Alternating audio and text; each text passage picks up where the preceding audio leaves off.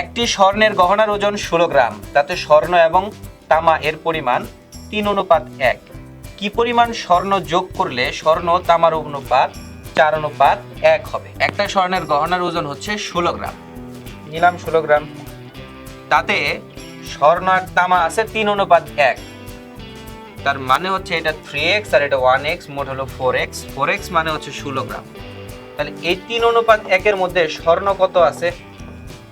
স্বর্ণ আছে 12 গ্রাম, কারণ এটা সাইড দিয়ে ভাগ করছি 16কে।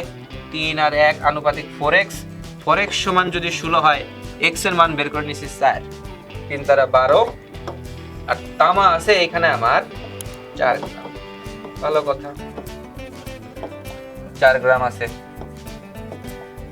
এখন কথা হচ্ছে আমার স্বর্ণটা অ্যাড করতে হবে, মানে তামাটা ফিক্সড থাকবে। তাহলে স্বর্ণ অনুপাত তামাকে আমাকে কি করতে হবে?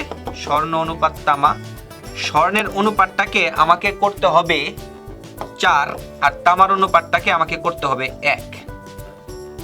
এখন এই তামা আছে 4 গ্রাম, 4 গ্রামের জন্য যদি আমি অনুপাত 1 করি, 1 এর জন্য যদি আমি 4 দেই, তাহলে 4 এর জন্য দিব 16 গ্রাম।